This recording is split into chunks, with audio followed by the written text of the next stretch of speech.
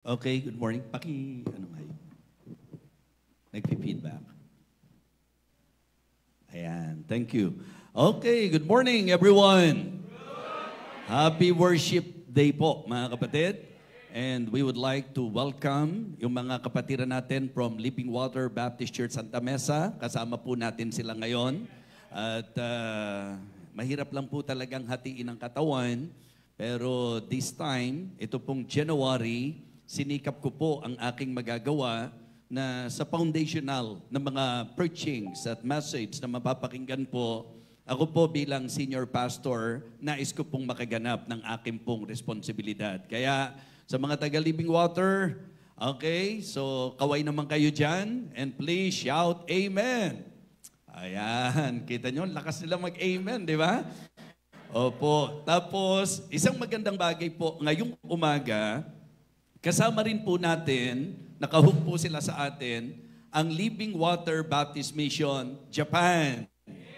So kaya binabati ko ang mga anak natin dyan sa Japan. Ayan, so kasama po sila Sister Marisa at siyempre pa yung kanyang yung kanyang husband dumating na po doon. At salamat mga kapatid ha. Wow, hindi pala nila narinig kanina, no? So, alam niyo sa Japan, ang lalayo po talaga nila. Kaya medyo may difficulty po tayo to gather them all. But I praise the Lord because itong group natin na ito, in spite of the difficulties na meron po sila, talagang they are trying their best na kapag Sunday po, nag-gather po sila. And please do pray for Pastor Mark J. So, siya po yung nagli-lead po doon, kasama po si Preacher Sir, at siyempre pa ang ating pong Pastor Robert Berba. So sila po yung mga nagtutulong-tulong doon. At sa ladies natin, meron po tayong naging tagapangasiwa sa pinakagawaing pangkababaihan po. So we praise the Lord because I believe ngayong umagang ito, ready na tayo sa message. Ano po? So kaya salamat sa Panginoon. Gusto ko lang po na i-inform kayo, Living Water Baptist Church, February 2 rin po yun. Family Sunday po yan ng morning. At yun nga po yung sinasabi ko po sa inyo na I really want to give my best para dito sa victory, but please understand na may Living Water Baptist Church po tayo. Kaya ang gawain po hindi naman sa tao nakasalalay. Ang gawain po sa Diyos nakasalalay po yan. And I'm very excited sa gagawin ng Panginoon. Sapagkat yung pong ating pong speaker ay proven na talagang hindi pa po siya may edad na pastor, but God obviously, talagang ginagamit po siya in a mighty way. Kaya ipag-pray nyo po si Pastor Proby Cadelina ng Hosanna Bible Baptist Church doon po sa lugar ng Lawag, mga kapatid. So, siya po kasi ang speaker natin sa anniversary po natin. Yung pong magiging celebration natin. And let me take this opportunity to thank the Lord first of all. And then, yung pong malambot na puso ng ating pong Brother Raymond for allowing us na gagamitin po natin yung kanilang lugar. At mamaya, may excite po kayo sa ikukwento ko. Gusto nyo naman, wag na ako mag-preach, ikwento ko na lang sa inyo. Hindi po. Pagka po tayo ay totoong mananampalataya, ang ating pong laging kagalakan ay ang makarinig ng pangangaral ng salita ng Diyos. So kaya right after this, may konti po tayong meeting para sa ating pong anniversary celebration. And please don't forget that if you are really thankful to God because of His goodness, one of the good things that we can do is to invite visitors in the morning evangelistic meeting po natin. Yan po ang nakagawian po natin ngayon na tuwing anniversary po ang morning evangelistic meeting. We want to offer unto God yung pong mga napaka-precious sa Kanya. Ito po yung mga maiimbitahan po nating bisita. So, morning, sikapin po nating 9, nandito po tayo. Tama ba? And then, talagang by 10:30, tapos po yan so that you can prepare for the afternoon celebration po natin. At huwag ho kayong maligaw. Ano po? Doon po sa place. Magpo-provide naman tayo nung location. yung address nung pong ating magiging venue for our anniversary celebration. So, yan po yung ating pong mga paalala at yung youth and young pro po natin. February 15 po yan. Ho? So, ipag-pray natin ang tagumpay po nito. I believe, excited na tayo sa mensahe. Amen? All right. 2 Timothy chapter 4, ang ating pong magiging teksto. 2 Timothy chapter 4, and let me invite everyone to please stand up as I read our text this morning. 2 Timothy chapter 4, verses 6 to 8. Okay, the Apostle Paul said to Timothy, "For I am now ready to be offered, and the time of my departure is at hand. I have fought a good fight. I have finished my course. I have kept the faith. Henceforth, there is laid up for me a crown of righteousness, which the Lord the righteous judge shall give me at that day, and not to me only, but unto all them also that love his appearing." For the second time, I would like to request every one of you, kayo pong nasa Japan, kayo pong nasa Santa Mesa, at tayo po dito sa ating pong lokal na iglesia. So kayo po ang nais kong bumasa ng verse number 8 only for our emphasis. 2 Timothy chapter 4 verse 8, ready, begin. Henceforth there is laid up for me a crown of righteousness, which the Lord the righteous judge shall give me at that day, and not to me only, but unto all them also that love his appearing. Again, the Apostle Paul said, "Henceforth there is laid up for me a crown of righteousness." Listen, ang sabi po, which the Lord, the righteous judge.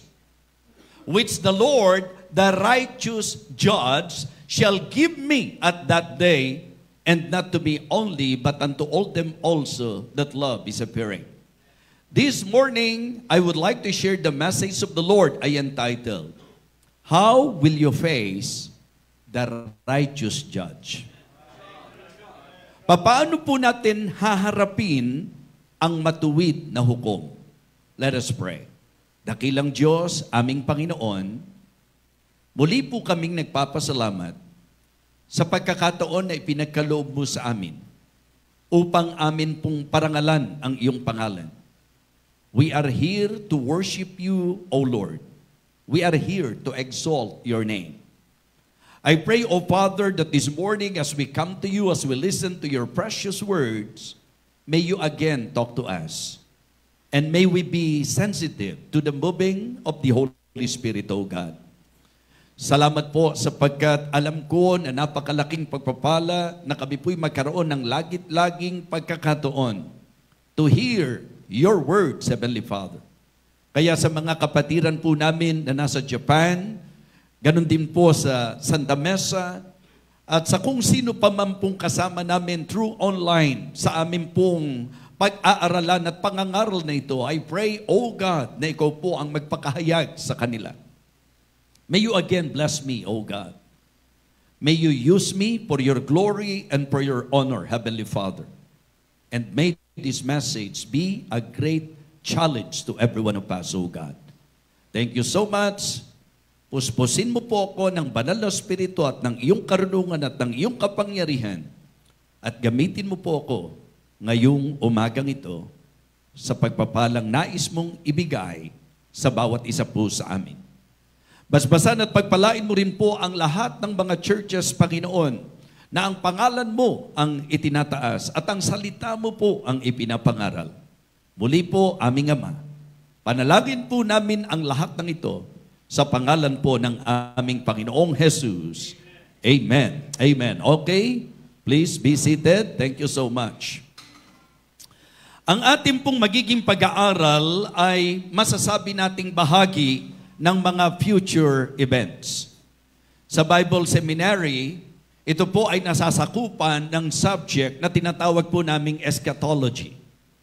Ang idea po, basically, ay mga aral patungkol po sa mga darating na panahon at pangyayari. We cannot deny the fact na talagang sa sinabi ni Apostol Pablo, meron siyang isang takdang panahon na inaasahan. At ito po yung panahon na siya po'y haharap sa Panginoon. Let me again emphasize to you verse number 8. Ang sabi po niya, henceforth, there is laid up for me a crown of righteousness, which the Lord, the righteous judge, sabi po niya, shall give me at that day. So may tinutukoy po siyang takdang panahon. Mga kapatid, mga minamahal, para po sa ikauunawa ng bawat isa sa atin, ang itinutukoy ni Apostol Pablo sa particular passage natin ay ang judgment seat of Christ. Ito po yung tinatawag nating bima judgment. Yes, we believe that one day Jesus Christ will come again. At pagka kinuha po niya tayo, bahagi po ng kanyang programa ang pagtayo ng lahat ng Kristiyano sa harapan ng hukuman ng ating Panginoong Jesucristo upang tayo raw po ay magbigay sulit sa Kanya. Ito po ay klaro na naipahayag ni Apostol Pablo nang sulatan po niya ang mga taga-Korinto. In 2 Corinthians chapter 5 and verse number 10, the Apostle Paul said, "For we must all appear before the judgment seat of Christ, that everyone may receive the thing done in his body according to that he has done, whether it be good or bad." Isang takdang panahon na masasabi po natin na sa programa ng Diyos, ang lahat ng tinubos, ang lahat ng Kristiyano, ang lahat ng ligtas ay tatayo sa kanyang harapan. Kaya nga napakaganda po na sa text natin, ang nabasa po natin ay ang isang tao na palibasa may kamulatan sa pangyayari o magiging kaganapang ito, confidently makikita nyo na ang sabi niya, "For I am now ready to be offered, and the time of my departure is at hand. I have fought a good fight, I have finished my course, I have kept the faith." Kaya naman, sinasabi po niya na talagang sa takdang panahon ng Panginoon, merong pumputong na kanyang tatanggapin. So my concern this morning is tayo po. How about us? Knowing that one day we will stand before the judgment seat of Christ. Hindi lahat ng tao po ito, lahat ng Kristiyano po ito. Kasi sa Biblia po, lagit-lagi, binibigyan ko rin po ng pagliliwanag na marami pong tinukoy na judgment sa Bible. At para sa akin po, it is good to be aware of the two highlighted judgment sa Bible, and we need to understand clearly ang patungkol po dito. Meron po kasing tinatawag na Great White Throne Judgment. Yung Great White Throne Judgment, ito po ay judgment designed by God for the unbelievers. For punishment po ito, paparusahan po sila. Ito po yung mga nireject ang ating Panginoon. Ito po yung hindi nagtiwala at nanampalataya sa Kanya. Ito po yung mga taong nagmatigas at hindi po binigyang pagpapahalaga ang dakilang sakripisyo ng Panginoon, meaning to say, they did not decide to receive Christ as their Savior. Kaya sabi po ng Revelation chapter 20 verses 14 and 15, "And death and hell were cast into the lake of fire." This is the second death. And in verse number 15, "And whosoever was not found written in the book of life was cast into the lake of fire." So merong pagkabuhay na maguli, bahagi pa rin po ng mga huling magiging pangyayari, at ito po ang masasabi po nating judgment ng Panginoon sa mga tinanggihan siya, sa mga hindi nagtiwala sa Kanya.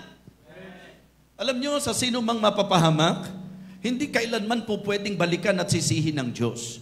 Sapagkat ang tao po ay binigyan niya ng choice. Yan po ang rason kung bakit ako po ay tahasang tumatanggi doon sa mga nagsasabi na ang ligtas, kaya ligtas yan kasi sila lang ang pinili ng Diyos. yan po kailanman na hindi ko matatanggap sapagkat ang paniniwala ko po, lahat ng tao binigyan ng Diyos ng pagkakataon at ang tao sa kanyang kapasyahan, kapag ka hindi niya kinilala yung pagliligtas ng ating Panginoon, siya'y mapapahamak at hindi niya po pwedeng i-blame ang Diyos at sasabihin niya sa Diyos, hindi mo kasi ako pinili, Panginoon.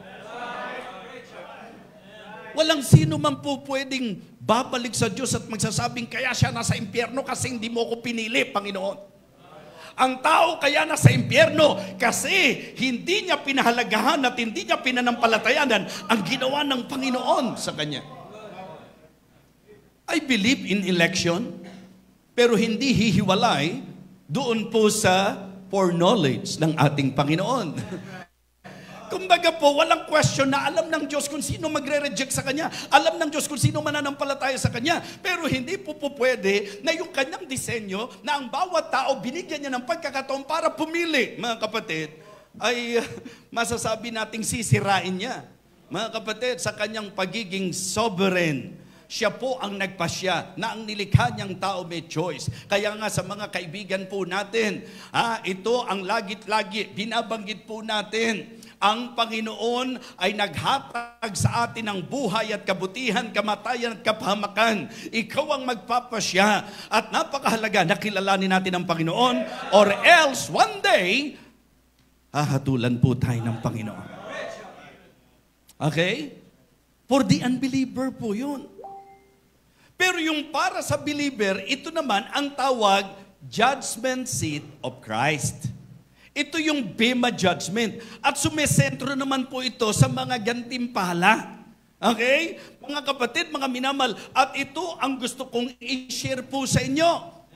Okay? Because it is good to somehow consider this very important message, yung bang tanong, how will you face the righteous judge? Oo, naniniwala ka, nakasama ka sa mararapture. Oo, naniniwala ka na dahil Kristiyano ka, sa langit ka pupunta. Pero gusto ko maintindihan nyo na pagpunta natin doon, hindi po yun lang yun. May programa ang Diyos na ang lahat ng tinubos niya tatayo sa harapan niya, mga kapatid. Yun po ang sinasabi po ng Bible, na ako at ikaw ay tatayo sa harapan ng hukuman ng ating Panginoong Jesucristo. For prizes and rewards. Iyan po yan, mga kapatid. So meaning to say, yung pagharap natin sa Panginoon, number one, it is scriptural. Ito po, mga kapatid, ay ayon sa sinabi po ng scripture.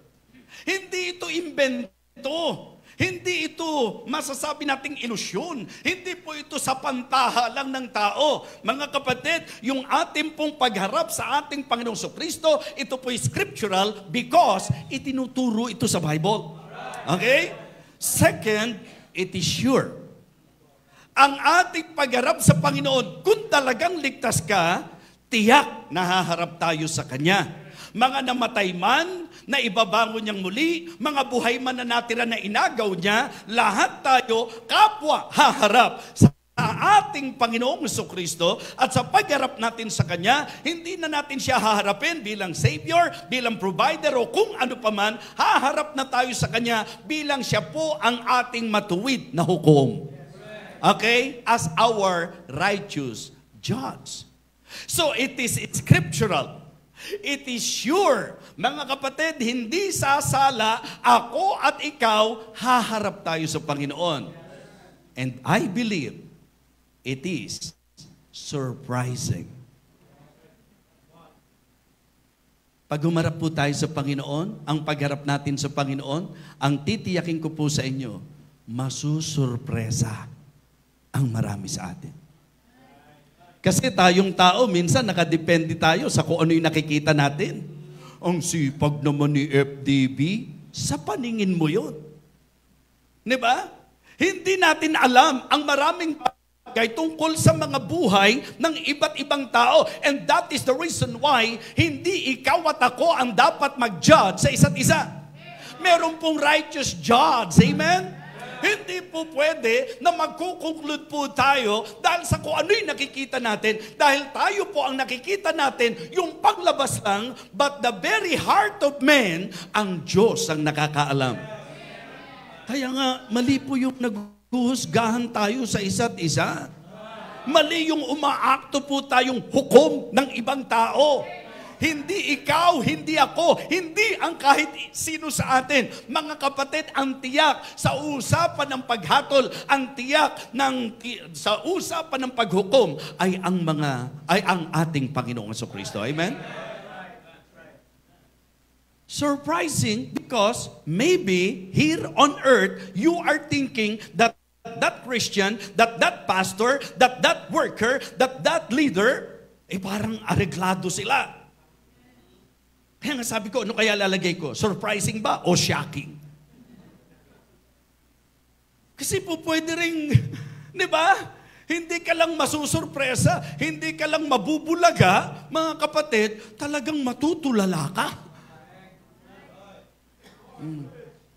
Because even the very motive of our heart, tinitingnan ng Diyos yan. Kasi alam naman ng Diyos yung kaya ka lang nagsipag, kasi may nakakita sa iyo eh. Alam din naman ng Diyos na kaya ka gumaganap sapagkat gusto mo, palakpakan ka ng tao, hangaan ka ng tao, itaas ka ng tao, itanyag ka ng tao. Yun po ang kagandahan. Ang Diyos natin, hindi po baka, kundi tiyak, sapagkat even our heart, mga kapatid, the deep things in the heart of man, hayag po sa Diyos yan. Kaya siya ang tamang hukom. Amen? So kaya mga kapatid, yung pagharap natin sa Diyos, una, scriptural yan. Hindi natin invento yan. Pangalawa, sure yan. Kasi kasama po sa programa ng Diyos yan. Pero yung pangatlo, yun yung gusto ko medyo maalarma tayo. Surprising yan, for sure. Diba? Tinitiyak ko na magkakagulatan tayo, magkakabulagaan tayo, sapagkat sabi ko nga, hayag ang kabuuan natin sa Diyos, mga kapatid. Diba? At dito po, niisip natin kadalasan, because in our, words of encouragement, we are always telling our co-believers, hey, diba? Be not weary in well-doing, for in due season we shall reap if we faint not. And then, God is not unrighteous to forget your work and labor of love. Wherefore, my beloved brethren, be steadfast and movable, always abounding in the work of the Lord, for as much as you know that your labor is not in vain in the Lord. Totoo po ang lahat ng yan. But again, I hope and I pray na walang kahit isa man sa atin na mabubulaga na ikaw mismo sa sarili mo, magugulat ka dahil ang kadalasang problema ng marami, kahit yung sarili niya, pinapaniwala niya sa isang bagay na hindi naman talaga ganun. Yung bang pinalalabas mong faithful ka, hindi ka naman pala faithful. Yung pinalalabas mong giver ka, hindi ka naman pala giver. Yung pinalalabas mong active ka, hindi naman pala totoo. Yung pinalalabas mong servant ka, pero pakitang tao lang. Lahat ng yan, mga kapatid, isang araw haharapin natin sa Panginoon. How will you face the righteous judge? Are we going to face Him with confidence? That is number one. Haharap ba tayo sa Panginoon na confidente tayo? Why? Diba? Bakit magiging confidente tayo? Because we walk honestly. Because we work hard. Ibig sabihin, for me to be confident when I face my judge, mga kapatid, sana kaya po tayo confident kasi alam nating naging totoo tayo sa lakad natin. Hindi tayo naging hypocrite. Hindi tayo pakitang tao. Hindi tayo nagpapakitang gilas lang. Hindi tayo nagpo-portray lang o nagpe-pretend lang. Mga kapatid, it is very important for all of us to realize that in the sight of God, knowing that one day He will come again, ang dapat epekto sa atin nung kaalaman na Siya po ay babalik, na tayo po ay haharap sa Kanya, sa Kanyang hukuman. Sana ang isa sa impact nito sa atin at ang epekto nito sa atin, lalakad tayo ng may katapatan. Amen? That is exactly what the Apostle Peter said doon sa kanyang mga panulat. Di ba? Na dahil alam nating babalik ang Panginoon, na dahil alam nating harap sa Kanya, let us walk honestly. So Peter and Paul, makikita nyo po na pareho lang. Pareho po ang talagang leading ng kanilang pagsulat. Na dahil babalik ang Panginoon, na dahil haharap ka sa Kanyang isang araw, ang dapat maging honest tayo sa lakad natin. Walang pagpapaimbabaw, walang pagkukunwari. Kung talagang nagmamahal ka, sana totoo ang pagmamahal mo. Kung talagang nagmamalasakit ka, sana totoo ang pagmamalasakit mo. Sana kung nagsiserve ka, totoo ang pagsiserve mo. Sana kung nakikitungo ka sa tao, totoo ang pakikitungo mo. Sana wala pong mga kung anumang mga hindi dapat nasusumpungan sa puso natin, sapagkat isang araw, isusulit natin yan sa harapan ng Panginoon. Yung bang magiging confident ka because you walked honestly. Di ba? Kaya confidente ako kasi alam ko, wala akong nililang na tao, wala akong niloko, yung pagpunta ko sa church, yung pagsiserve ko, lahat ng ginagawa ko yan, not in the sight of men, ginagawa ko yan because that is my heart, that is my desire, that is what I really want to do for my God. Yun po ang dapat, mga kapatid. Hindi po yung sorpresa ka. Di ba? Kasi pagpapaimbabaw pala ang lahat. Kaya sa Biblia, dinidiscourage talaga yung pagkukunwari. Yung pretension, di ba? Mga kapatid, sana po, pagkahaharapin na natin ng Diyos, confidente tayong haharap because we walked honestly. Second, because we work hard. Kasi nagtrabaho tayo talaga. Kaya nga sabi ko, no wonder nowadays, it seems that many believers are not so excited to the truth that Jesus Christ will come again. Hindi ako magtataka dyan. Bakit? Sapagkat makikita natin that even believers, libang na libang tayo sa maraming bagay. Paano ka magiging confidente sa pagharap mo sa Panginoon kung alam mo namang wala kang ginagawa para sa Kanya? Mga kapatid, ang excitement dapat ng Kristiyano, hindi lang po sa idea na siya ay sa langit patutungo. Sana ang isa sa excitement natin, yung pong pagharap natin sa Panginoon, alam natin na may ginawa tayo para sa Kanya. Amen? Mga kapatid, that is the reason why your pastor, mga kapatid, yung aking pong ginagawa, purihin nyo yan o hindi nyo purihin, palakpakan nyo yan o hindi nyo palakpakan, pansinin nyo yan o hindi nyo mapansin, basta ang titiyakin ko po sa inyo, because in my belief, mga kapatid, sa paniniwala ko, everything na gagawin ko must not be in the sight of men and for the glory of men. I must do things for the glory of God. Opo, natutuwa ako na napapansin nyo po yun. Pero kahit naman ano ang kapurihan ng tao, ang magmamatter pa din, yung pong Diyos na nakakaalam ng lahat. Amen? Sometimes we got discouraged because no one is noticing what you are doing for God. But you know, in the first place, sa Diyos mo pala ginagawa eh. Kung sa Diyos mo ginagawa, hayaan mo Diyos ang pumansin sa'yo. Kahit hindi ka pansinin ng kahit sino, basta trabaho lang po tayo. Siyempre, kung merong magiging excited sa pagbabalik ng Panginoon at kung meron pong confidente na haharap sa Panginoon, ito po yung mga Kristiyano na alam niya na sa buhay niya, inalayan niya ang Diyos, nagpagal siya para sa Panginoon, nag-serve siya para sa Panginoon, nagpaka-faithful siya sa Panginoon. Amen? Mga kapatid, napakagandang bagay na talagang pag hinarap natin ang Panginoon, make sure that you will face the righteous judge with confidence. Alam niyo, sabi po ni Apostle Paul, pansinin niyo po, di ba? At kayo po ang medyo tumaya, ano po? Just try to somehow think, di ba? Yung statement ba ni Paul, hindi ba maliwanag na statement of confidence yun?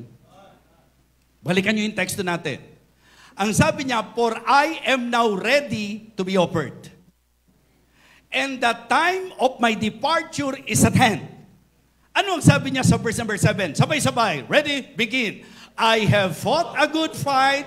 I have finished my course. I have kept the faith. In that statement, hindi ba kayo sasang-ayon sa akin na yung statement na yan, ang ibig sabihin lang mga kapatid, nakipagbaka siya ng mabuting pakikipagbaka, tinapos niya ang kanyang takbo at iningatan niya ang kanyang pananampalataya? Hindi ba para sa akin ang verse 7 ang isa sa pupwede mong maging dahilan para confidently harapin mo ang righteous judge? Amen? Alam niyo, nakakatakot yung haharap tayo sa kanya, alam nating wala tayong ginawa. Yung alam nating nagpabanjing-banjing at nagpabonjing-bonjing lang tayo sa gawain ng Panginoon. Di ba?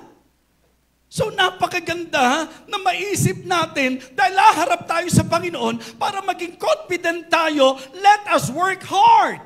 Let us walk honestly and let us work hard, mga kapatid. Ito po yung aking pong pinangahawakan. Kung bakit po, mga kapatid, in fact, in spite of the many things na ibinibigay ng Diyos ang pagkakataon sa akin, baka masurpresa kayo, ha? For me, hindi pa rin sapat. Basta isa lang tinatak ko sa isip ko. At ang prayer ko, Lord, sana hanggang dumating ka, kahit nagluloko ang sound system, sana hindi pa rin ako titigil. Sana tuloy-tuloy pa rin po ako, Panginoon.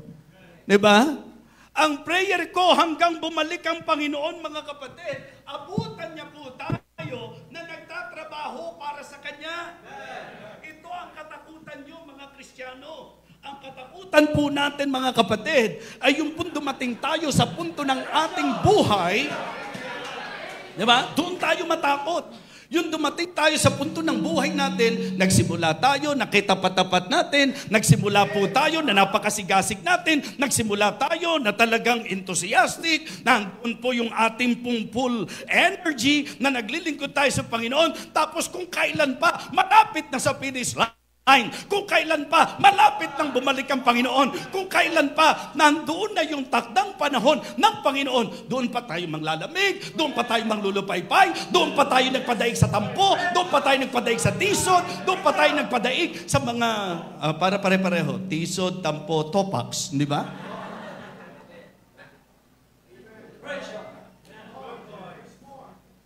Alam niyo po, habang iniisip ko, kayo po, tulungan niyo ako. Ano ba talaga ang po pwedeng maging valid reason para ang Kristiyano na nagtapat sa Diyos, ang Kristiyanong nagmasigasig sa Panginoon, isang araw titigil? Anong valid reason? Okay? Para masagot natin ito. Ano po ba ang dahilan ng ikinatitigil ng marami? Nasaktan? Natisod? May hindi nagustuhan? Ano kinalaman ng Diyos doon? Ang nagligtas sa iyo, ang Diyos. Ang nagbago ng buhay mo, ang Diyos. Ang nagpapala sa iyo, ang Diyos. Ang nagbibigay lakas sa iyo, ang Diyos. Na nagsusustain sa iyo ay ang Diyos. Ano kinalaman ng Diyos doon sa kapatid na kinatampuhan mo? Ang gusto ko pong i-point out, ano yung magiging valid reason for you to stop, for you to quit, for you not to do those things that you are doing for Him? But then, the Apostle Paul said, I have fought a good fight, I have finished my course, I have kept the faith. And because of that, ano sabi niya? Henceforth, there is laid up for me a crown of righteousness, which the Lord, the righteous judge, shall give me at that day.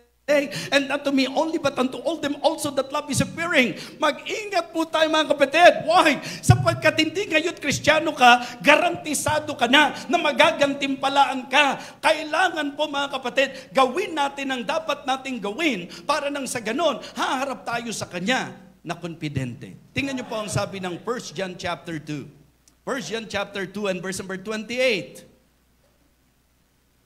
1 John chapter 2 and verse number 28.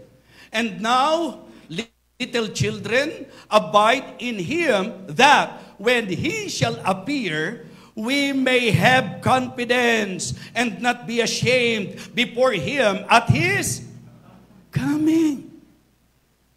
I want you to consider the word abide. Because on our journey, along the way, there is a possibility, and being human, we have that tendency na maapektuhan ka, na masaktan ka, na umayaw ka, na may hindi ka magustuhan. So make sure that your direction, yung pong finish line ng takbuhing inilagay ng Diyos sa harap natin. Amen? So the Apostle Paul, tiyak na tiyak siya, confidente po siya. Tiyak na tiyak siya, nahaharap siya sa Panginoon ng may pagkakatiwala. So walk honestly, because he walked honestly and because he worked hard. Second, are you going to face him with crowns? Kasi in the statement of the Apostle Paul, ang sabi niya, henceforth, amen?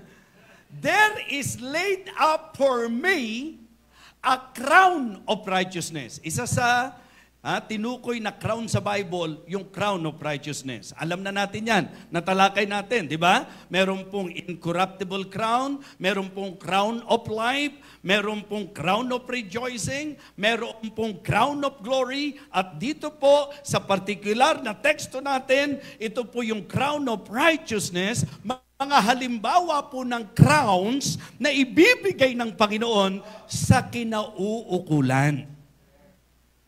Pagka ikaw ay may tiniis para sa Panginoon, may mga trials ka, may mga laban na hinarap ka sa buhay mo, ikaw ay entitled doon sa crown of life. Kapag ka naman ikaw, tinapos mo talaga yung takbo, entitled ka naman sa incorruptible crown. Kapag ka naman ikaw ay talagang masipag at buong sikap na nag-aakay ng kaluluwa sa Panginoon, may crown of rejoicing.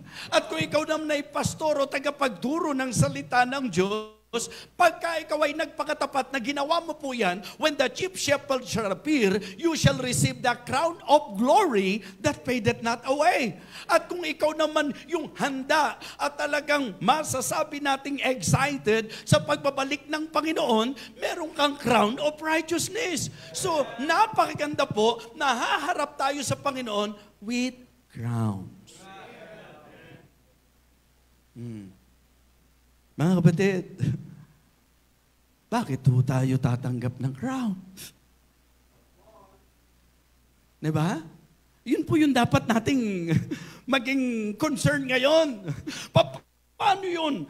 Yung haharap ako sa Panginoon na parang si Pablo, hindi pa nangyayari, darating pa lang, because of his knowledge, because of his awareness, because of his understanding, alam niya na kung babalik ang Panginoon, mga kapatid, alam niya na may araw na haharap siya sa Panginoon at confidente siya at makikita niyo po na may kine-claim siya na crown na ibibigay sa kanya.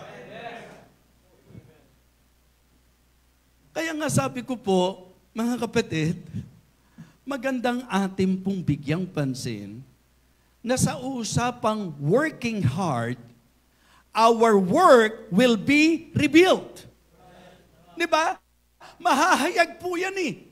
Kaya nga sa Biblia po ang sinabi, I remember in Philadelphia sa Revelations chapter 3, alam niyo ang sabi ng Panginoon, mag-ingat kayo na yung crown ninyo maalis sa inyo. Mga kapatid, please be aware and be informed of the clear teaching of the Bible that when it comes to salvation, ang salvation hindi nawawala. Pero sa usapan ng service at paglilingkod sa Diyos, kapag ka ikaw ay hindi nagpatuloy at hindi mo tinapos yung dapat mong tapusin sa Panginoon, yung crown po pwedeng mawala sa iyo. At yun ang sabi po ng Panginoon sa mga taga Philadelphia, na ingatan nyo na maalis sa inyo, na mawala sa inyo ang putong.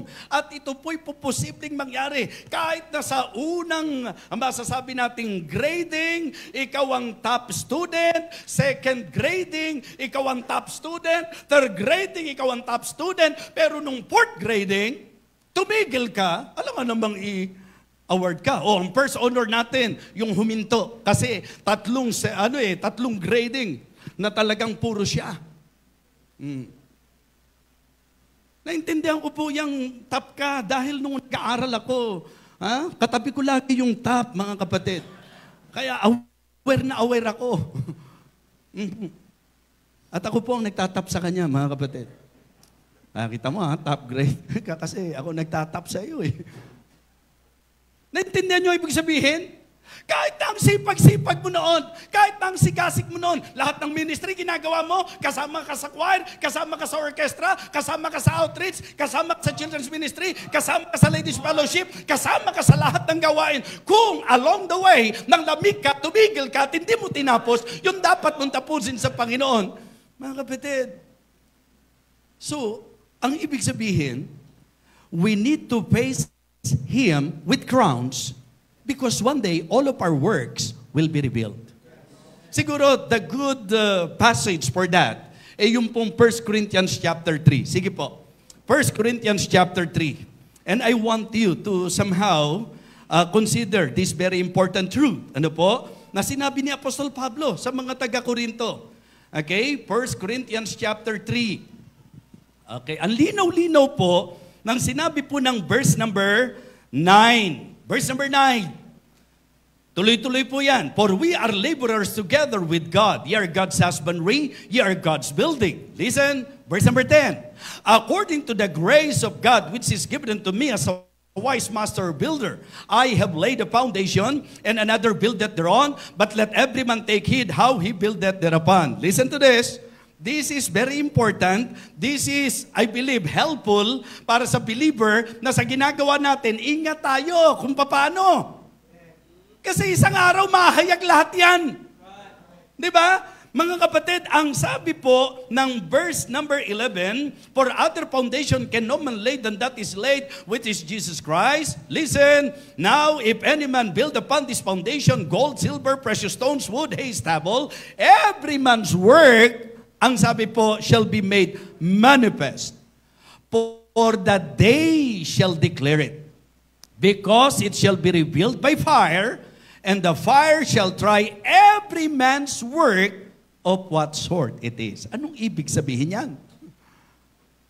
Hindi pala ito yung nagturo ka lang at tumugtog ka lang. Hindi pala ito yung nagministeryo ka lang. Kundi saan nakatayo? Ano ang pundasyon? Baka wood, hay, and stubble. Ibig sabihin, pagka po i-reveal na, masusunog. Kaya ito po'y usapin para maging mapanuri po tayo sa ginagawa natin sa Panginoon. Pagka yung ginawa mo, pasikat lang sa tao, tapos yan. Sigurado, pag hinayag yan, sunog yan, mga kapatid. Pagka yung motibo mo, pang sarili, naku, sunog po yan, mga kapatid. So, meaning, para tiyak ang ating pong crown, mga kapatid, paalala, mahahayag lahat. Kaya hindi ko nakikita na nagsimula kang tumutugtog sa orkestra, tapos isang araw wala ka na. Hindi ko nakikita na yung idea ng kumakanta ka sa choir, bahagi ka ng ministry, tapos kung kailan pa tumagal at saka ka nawala. Sa lupa pa lang nahayag na, paano pa pagharap mo sa Panginoon? Di ba? Kasi kung genuine na kaya kayo nagbigay ng sarili nyo because you want God to use you, particularly dyan sa ministeryo ng pagtugtog, sana kahit ano mangyari, hindi ka alis dyan. In any kind of ministry na ginagawa po natin, mga kapatid, tatandaan nyo po ito, if our motivation is right, wala akong nakitang reason para tigilan natin yan eh. Ako nakikiliti po ako kapag po may nagko-comment sa akin at sinasabi po nila, Pastor, kasi yung iba kala nila pag bishop, mas mataas ka sa iba, pare-pareho lang po yan. Di ba? Kaya lang po, let us face the fact na nasa kalagayan po ako na medyo marami na yung naglo-look up sa akin. Pero ang sabi nila, ang akala namin, pag nasa posisyon na kayong ganyan o nasa estado na kayong ganyan, kahit pa paano, babawasan nyo na po yung ginagawa po ninyo. Siguro yung edad ko po pwedeng dumating sa punto na dahil sa edad ko, maisip kong hindi ko na kayang gawin. Kaya nga kahit sa basketball, hindi naman po ako yung katulad na ng iba na masyado pang hanggang kalahati na lang po ako nagsushoot. Ngayon, mga kapatid. No, joke lang po yon. Ang ibig ko pong sabihin, Kaya nga sabi ko dun sa nag-comment, nag-post po kasi ako nung sa, sabi ko hindi laro yan, hindi actual game yan. Talagang yung bang parang warm up po yan or something like that. Pero sa laro, hindi na po ako po pwede na mag-expect ng laro na katulad nung ako po ay 30 years old. Kasi noong kaya ako nakapaglalarong mainam, yung edad ko maayos-ayos pa, tapos ang coach ko pa si Pem. Di ba? Pero mga kapatid, sa usapang ganon, kung edad siguro. Pero sabi niya, Pastor, ganyan ang estado mo eh. Ba't hindi ka magbawas ng mga ministries? In fact, sa naisip ko po, mas nadagdagan pa eh. Kasi ang katwiran ko, naniniwala akong pabalik na Panginoon, ngayon pa ba ako magbabawas ng gagawin para sa Kanya? At ikaw naman na, kung hindi ka man nagpakatapat noon, ngayong naririnig mo to, nababalik siya, aba, gugulin mo na yung buhay mo para sa Kanya. Kasi lahat ng gagawin mo dito sa lupa, mawawala yan. Diba? Kasi, yun po yung katotohanan. Only what's done for Christ will last. Diba? Only one life, so soon it will pass. Only what's done for Christ will last. Things of this world soon shall all pass away, but there is coming a judgment day. Some folks may thought for riches or fame, but I'd rather labor for His dear name. Only one life will soon be past. Only what's done for Christ will last. Okay, magulo. Hindi pa tapos yan. Only one life will soon be past. Only what's done for Christ will last. Let's labor while there is time. Seek out the lost, to the erring be kind. I'll try to do more each day that I live. I'm sorry I only have one life to live. Only one life will soon be past. Only what's done for Christ will last. Ayan, pwede na kayong pumalakpak ngayon, ma'am. So, ang ibig kong sabihin, the author of that song, what I actually feel is the expression of his heart. Yung inspirasyon ng paggawa ng kanta, nandun siya sa, I'll try to do more each day that I live. Pero ang sabi niya, I'm sorry, I only have one life to live. Imagine po, it seems that he is working hard, he is giving his best, pero parang, feeling sorry pa siya dahil isa lang buhay niya. Samantalang ang daming Kristiyano, yung iisang buhay, saan ginagastos? Yung people, ang lakas-lakas mo, saan mo ginagamit yung kalakasan mo? Ang talino mo, saan mo ginagamit yung talino mo? Talentado ka, saan mo ginagamit ang talento mo? Ang ibig ko pong sabihin, pinayaman ka ng Diyos, inangat ka ng Panginoon, saan mo ginagamit yan? Sa bagay na mawawala? Sa bagay na matatapos? O doon sa bagay na isang araw, iyaharap at ipagsusulit mo sa Panginoon? One day, that day is a revelation day. All of our works will be revealed. And hey, all of our works will be rewarded. Amen? Ibig sabihin, lahat ng yan. Kaya kung may gusto ka talagang gawin sa Panginoon, gawin mo ng tama, tama sa puso, tama sa paraan, tama sa kalagayan, para nang sa ganun, counted. Gaano kaya karami yung ginawa nating not counted? Kasi serve ka ng serve pero may kaaway ka. Diba? Nagsiserve ka pero mali ang puso mo sa kapatid mo. Nagsiserve ka pero mali ang motibo mo. Nagsiserve ka pero pinababayaan mo ang bitterness sa puso mo. Mga kapatid, ang tanong, gagantimpalaan ba ng Panginoon yan? Masusunog yan, mga kapatid. Kaya ngayon pa lang, habang may panahon pa, habang may pagkakataon pa, itama na natin ang dapat itama sa harapan ng Diyos. Why? Because all of our labor will not be in vain. All of our works will be rewarded. Opo. Thirdly, number one, are we going to face Him, the righteous judge, with confidence? Number two, are we going to face our righteous judge or the righteous judge with crowns? Number three, or are we going to face the righteous judge crying? Crying with tears. Kumbaga, ito yung isang bagay na nakakalungkot, mga kapatid. Na Kristiyano ka nga, ligtas ka nga, sa langit ka nga pumunta, pero pagharap mo naman sa righteous judge, iiyak ka. Alam nyo, sa doktrina, ang langit hindi lugar ng pagluha. Pero sinabi roon, and God shall wipe away tears in their eyes. Ewan ko po kung nakukuha nyo yung naisip parating ng puntos natin.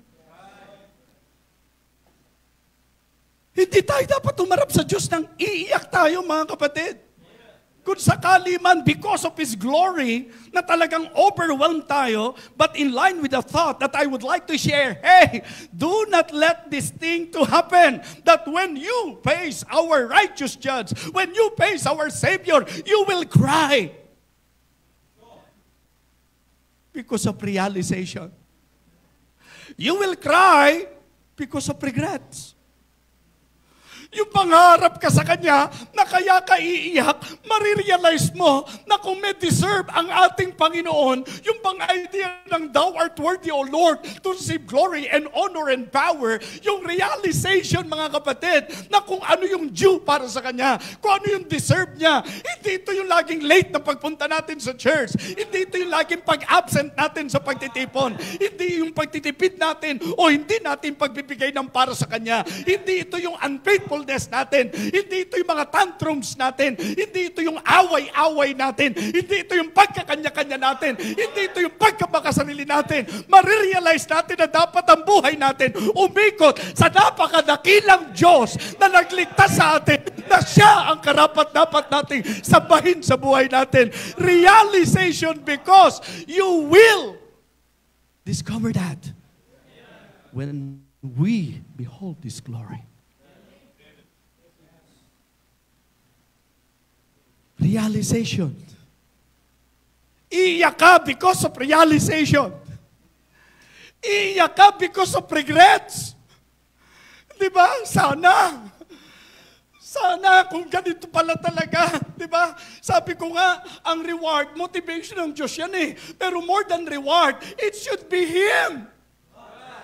Higit sa gantimpala, dapat ang Diyos na talagang kung may realization ka, ngayon pa lang ma-realize mo na hindi alangan na paglingkuran natin ang Diyos, na hindi alangan na maging tapat tayo sa Kanya, na hindi alangan na ibigay natin ang kabuuan natin sa Kanya. Deserve ng Diyos ang lahat sa atin. Lahat ng pinakamaganda magagawa natin, lahat ng katapatan natin, lahat ng pagbibigay natin, lahat ng service natin, lahat ng gagawin natin, deserve ng Panginoon, because our God is worthy, mga kapatid. And I am telling you, ito po'y mas mainam kung marirealize na natin ngayon, hindi yung kung kailan tayo nakaharap sa Kanya at saka pa natin marirealize siya. And we will face Him with regrets. Kung naisip ko lang noon,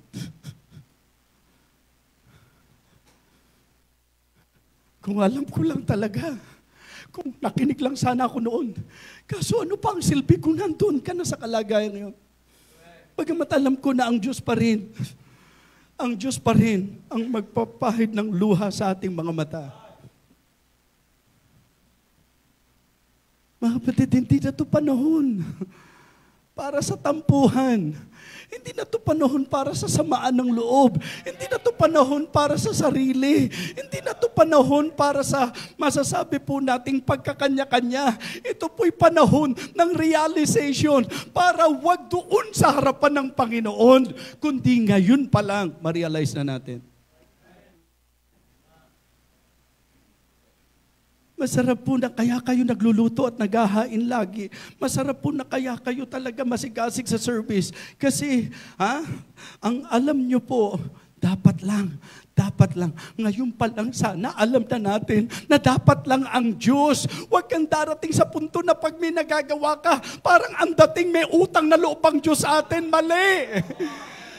Dapat ang tuntungan ng service natin because of our realization that our God deserves the best. Ewan ko, pag hindi pa po tayo natinag sa mensaheng ito. Mga kapatid, we need to walk honestly. We need to work hard. Because one day, our work will be revealed and will be rewarded. So do not face our righteous judge crying because of realization and regrets. Kaya ngayon po, mga kapatid, sa mensaheng ito na narinig natin, naniniwala po ako na napakalaking advantage ng mensaheng ito. Because if ngayon pa lang, marirealize na natin na dapat paghandaan natin ang pagharap natin sa matuwid na hukom. Oo, huwag kang mag-alala sa judgment ng tao sa iyo. Hindi yun ang magmamatter. Ang magmamatter, yung judgment ng Diyos sa iyo. Huwag kang apektado dahil di ka na-appreciate ng tao. May Diyos na nakakakita ng lahat ng ginagawa mo. At wag mong babaliwalain ang katotohanan na isang araw tatayo tayo sa hukuman ng ating matuwid na hukom. Paano mo siya haharapin? Paano tayo haharap sa Kanya? With confidence? With grounds? Or crying? Tumayo po tayong lahat. Bago po ang ating invitation, yuko lang kayo, pikit lang kayo. At magkaroon po tayo ng konting reflection and meditation. Living Water Baptist Church, Living Water Baptist Mission, Victory Fundamental Baptist Church, sa bawat isa sa atin na nakarinig ng mensaheng ito, one day, it is scriptural, we will stand before the judgment seat of Christ. It is sure. And I'm telling you, ito po ay magiging surprising sa marami. Ngayong sandaling ito, siguro po paki-plus natin sa screen yung awiting When We See Christ. Awitin muna po natin yung unang linya, yung unang talata. And then after this, habang ninanamnam po natin mga kapatid, may pa-plus ba natin sa screen When We See Christ? Okay?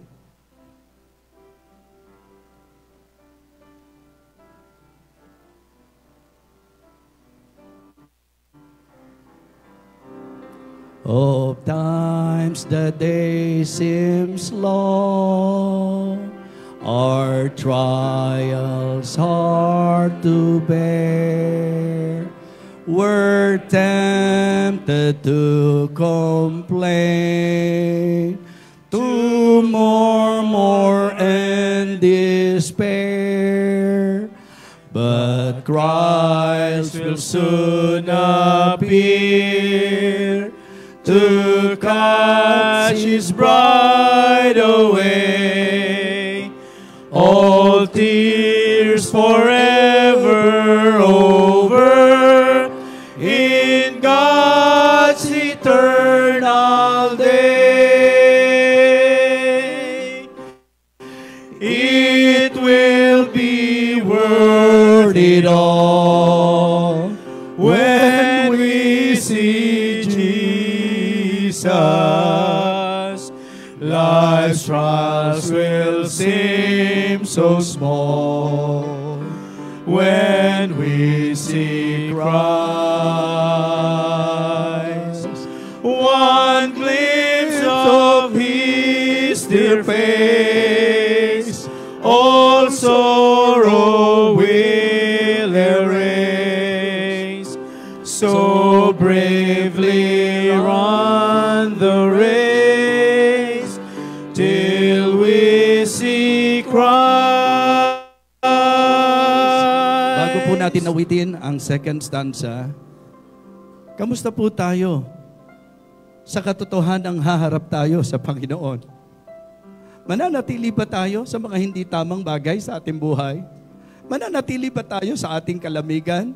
Mananatili ba tayo sa ating pong kawalan ng katapatan? Samantalang alam natin na ang Diyos ay karapat-dapat sa lahat ng ating paglilingkod, pagsamba at kalwalatian.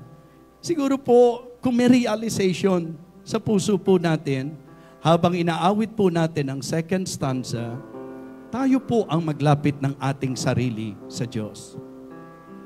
Sometimes the sky looks dark with not a ray of light.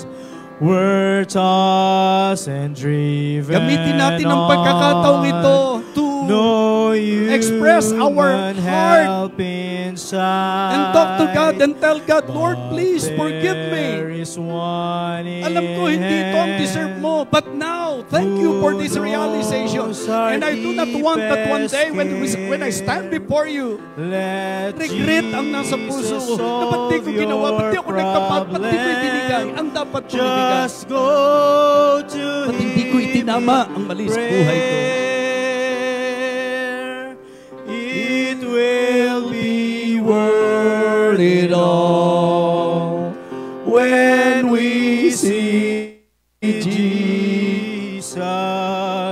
Life's trial will seem so small when we see Christ. One glimpse of His dear face, all sorrow will erase. So bravely run the race till we see Christ. Last stanza. Life's day will soon be o'er, all storms forever past. Sige po, makipag-usap lang po tayo sa Panginoon. Express our heart to Him and tell God, Lord, thank you for talking to me. Thank you for this enlightenment.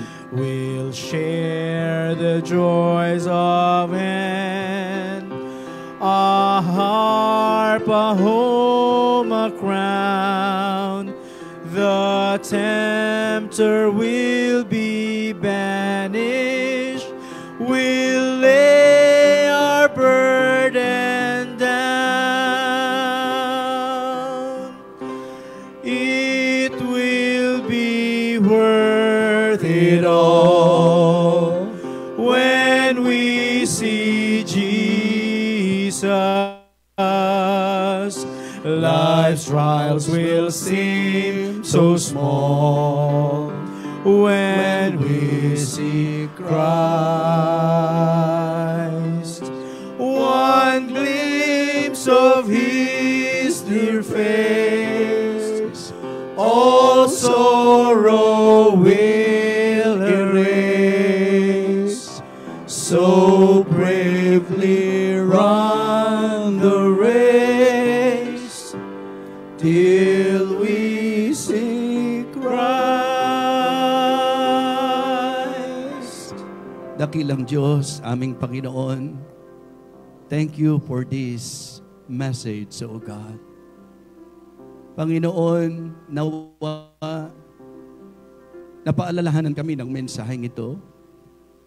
Nawa ang aming paglapit ay tapat na pagpapasya na meron pong realization na sa buhay po namin, ikaw ang karapat-dapat.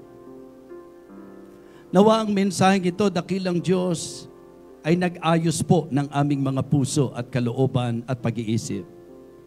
Nawa ang mensaheng ito ay magdala sa amin sa panunumbalik sa dati naming ginagawa sa iyo. Nabalikan po namin ang mga ministeryong amin pong nakasanayan at nakagawiang gawin sapagkat ito ang marapat sa iyo.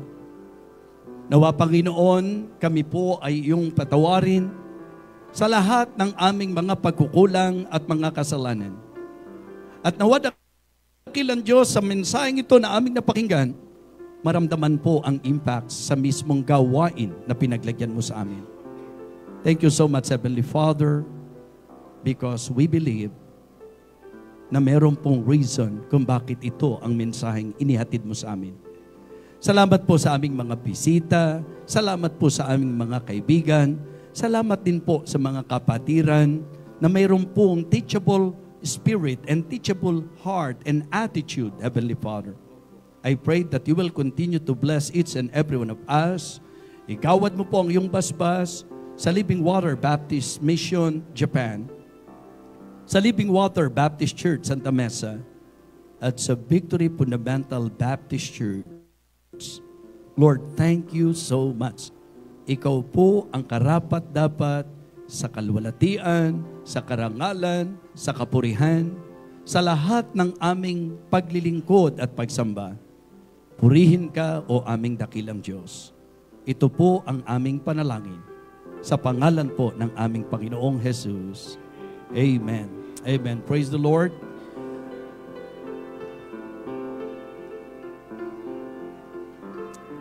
Living Water Baptist Church, thank you so much. Living Water Baptist Mission, thank you so much. At siyempre pa, mga kapatiran, dito sa Victory Fundamental Baptist Church, nawa, makita po ang bunga ng mensaheng ito sa ating buhay.